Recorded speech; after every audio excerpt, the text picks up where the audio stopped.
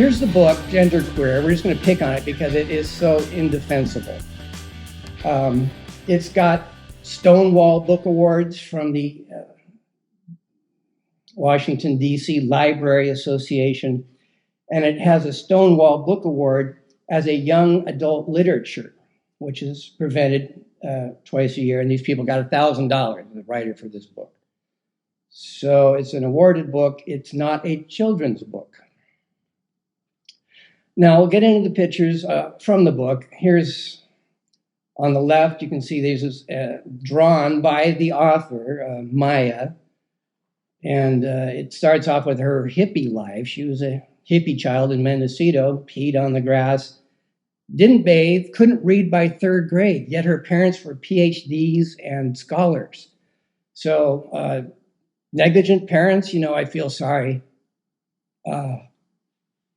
for the author, because she really got a bad deal, in my opinion, just personally saying. So she was raised like a wild animal in the woods.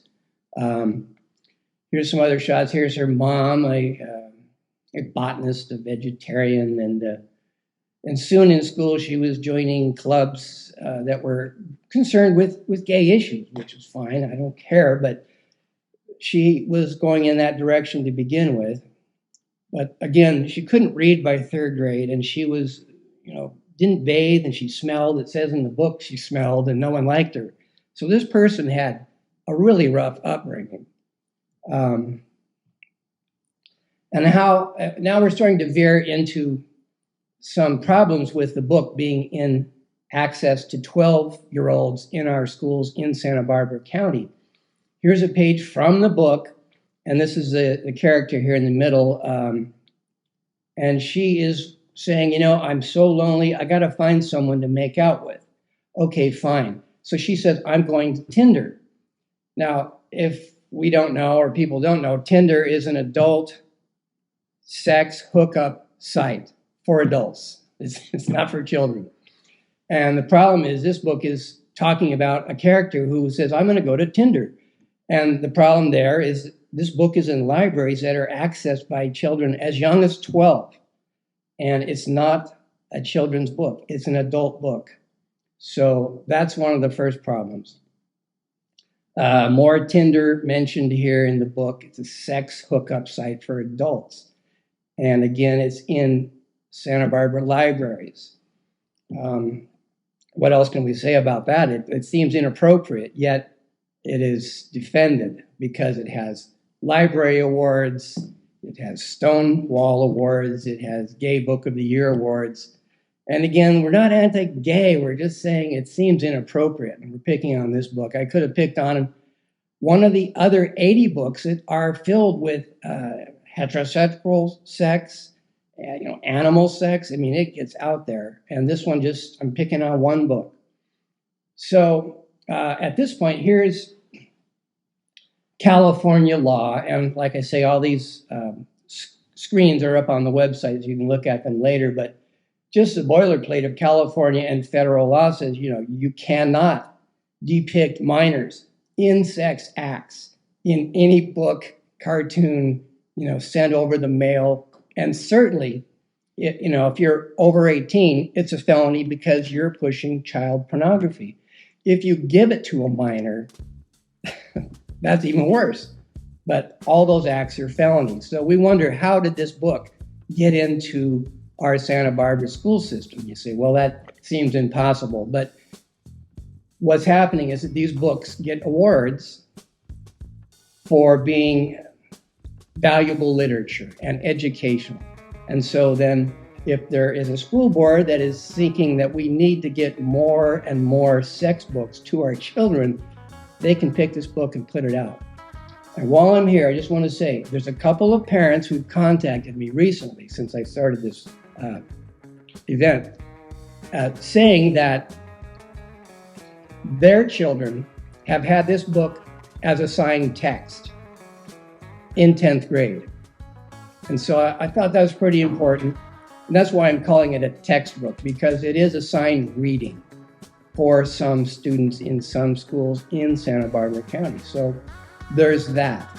Now, a question is, who is funding this? Is it just the school boards, or is it just liberal machinery of Santa Barbara that just says we got to do this? And then I just wanted to point out, here is a group of 501c3s. We have the Center for Nonprofit Leadership, California Lutheran University, great, the Fund for Santa Barbara, the McCune Foundation. And if we look at the symbols here, okay, we have the gay symbol here, pride symbol, great. Here is black pride, but the thing is, this fist is from the 60s. It is the Marxist black power symbol, and it's definitely associated with Marxism. And it's nothing against black people, but this is Marxism in its form right there. And here is no one is illegal, so they're talking open borders. And I want to point out the problem with 501c3s like these Fund for Santa Barbara, McCune, and the McCune Foundation, is that they're not allowed to do political work. People can donate to them and get a write-off, and they collect millions. Like the Fund collected $5 million last year, and the McCune was even worse. Big funds coming into these groups, and then they push for political movements like no one is illegal, which means open borders. And so what we're doing is we're seeing the 501c3s are being used to push political movements, which is another problem in my view, because it's not allowed. It's actually illegal. And we may bring something on that soon. Next slide. Okay, here is the one page from the book. And this is our poster that we did make as a political organization that makes posters and puts out materials to form views in politics. I mean, this is our only way that we can say we're unhappy with these books, is to change politicians, change school boards. This is an actual page from the book. It's in there. It's in your hands now. And just so you know, these images here of these two people are actually two young women. Okay, and just sorry, but they're having sex with appliances. So we think that is absolutely over the top for 12-year-olds, 16-year-olds, 17-year-olds. It's actually illegal. And the stars is what we put in place, like I say, these two stars. And this is the poster we were handing out that created so much fervor. And you got to admit, as a political organization, that's our job, is to create conversation. And these books were getting ignored. We weren't getting able to have people respond to our views as conservatives. Okay, now this slide, let me get a drink. This slide is why Democrat candidates and officials support this kind of porn ed in schools. And I've said on our poster, these candidates are supporting this, and people go, well, you have no proof of that. Here's our logic. It's one, because not a single conservative voted for any of these books. Not Teen Talk, not Aristotle and Dante, not Genderqueer, which was the book that we're featuring in this presentation. And none of the other 80 books that match these legal descriptions of child porn now in our local school libraries. None of our conservatives said, yeah, let's do that. We've been saying, no, let's not do that. We had 300 people at the school board meeting a couple years ago fighting Teen Talk. The board completely ignored us and put in Teen Talk, which is another pretty radical sex program. Okay, number two, the school board candidates that are running for office, all of them must sign a pledge sheet that says, I will support all Democrat gender, sex, anti-child programs to get financial support. They have to sign a pledge, and we have this document. It's not unknown. So all the Democrats have to sign it. So that kind of puts the onus on the Democrats. Why are you signing this pledge? Because they want to get funding from the teachers' unions, from the government unions. So they sign.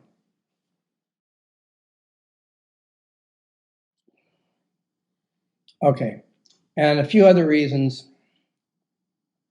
why the left is in agreement with these programs. is because the Santa Barbara school system is a $100 million monopoly. And to keep that monopoly going, to keep their jobs, to keep that money flowing, they need to agree to these programs, because from the top down, these programs are approved. And then lastly, the last reason that I want to bring up is because, in a conservative view, we think these books are actually aimed at the destruction of the basic family unit.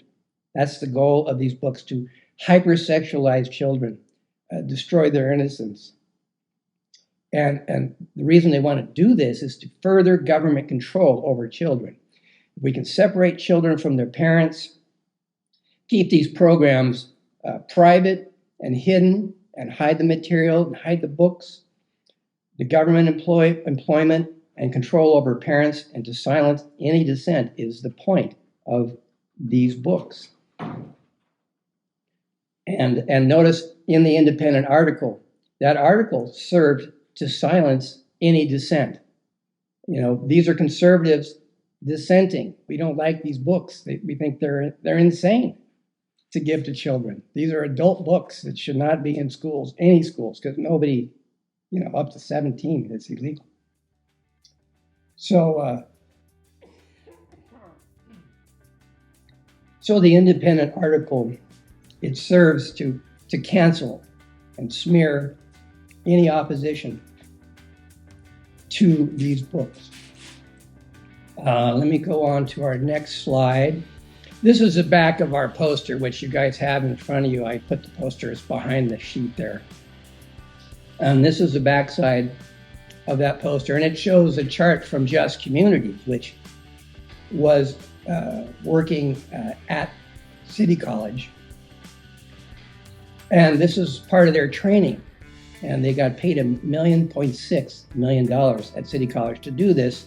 And here's their chart showing form of oppression is sexism, and men are the ones who do it against women. That's the top line. And you can read down and see, well, racism, okay, it's white people who create racism against people of color. Heterosexism, it's heterosexual people against all the LGBTQ people. So these, and at the bottom, I want to point out religious oppression, Christian people.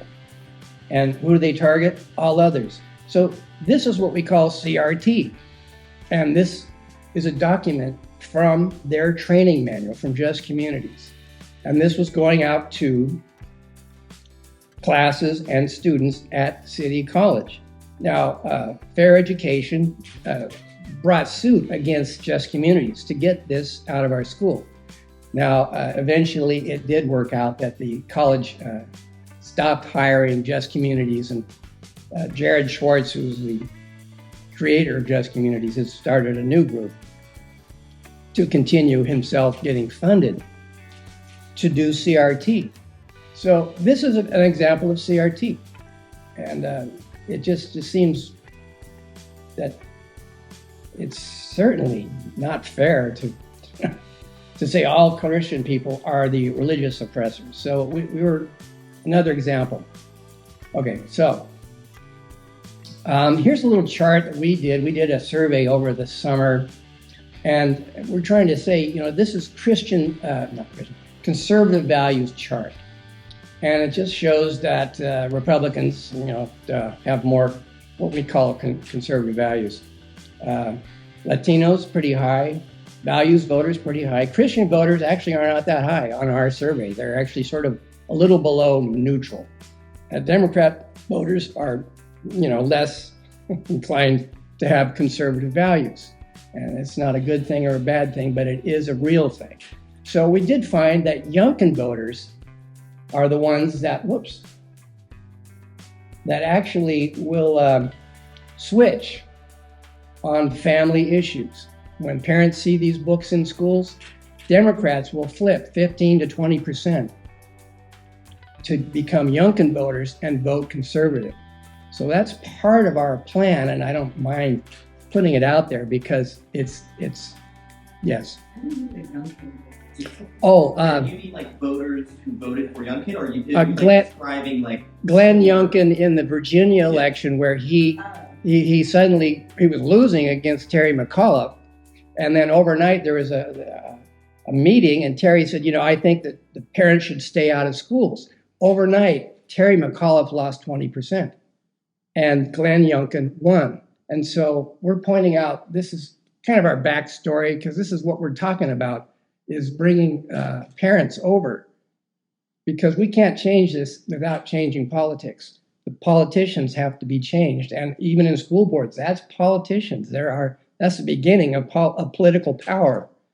Yes, sir. So to clarify, you're using Youngkin voters just as a tag similar to like what we would use as like Reagan Democrats today. They're not necessarily people who are supporting Reagan because he's dead, but that's what we give them the name. Or are those actual Youngkin voters from Virginia?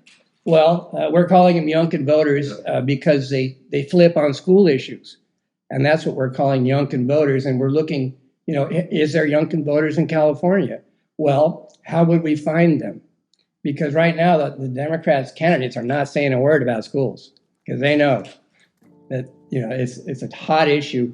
So we're looking at. I'm so sorry. That's a local survey, and who conducted the survey? We did that. That's our survey, Analytics 805. And how was the survey conducted? I'll give you the details, but it wasn't person by person, but we looked at groups and found what values they had, and then did a numerical survey of that. So it wasn't like we asked 1,000 people, but nevertheless, I thought I'd throw it out there. Let me go. We just got three more slides here. Here's a recent article. In Santa Barbara, we now have gender-affirming care. These clinics are popping up, and they're what they're calling is meeting the needs of unserved populations. And that's a classic line. Now, these people get money. They get federal money. They get state money. They get school board money. They get education money. And what they're doing is looking after trans youth, trans adults, and I wanted to just point out, here it is, top surgery. Now, that's where the doctors remove a breast from, a woman.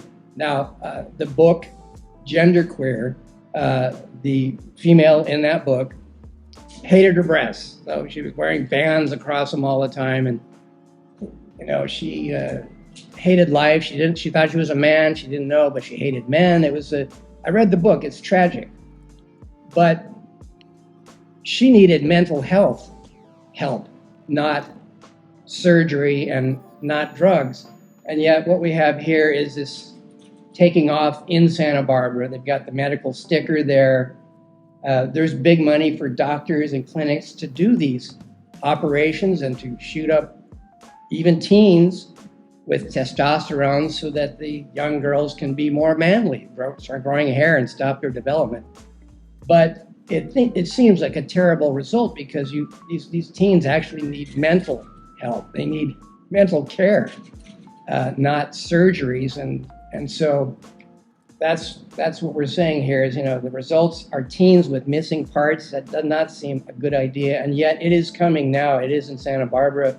And it's trying to be pushed all over the state and the nation. So there is a wave going on of this, and we're trying to push back because we think it's not healthy for kids, that's simple.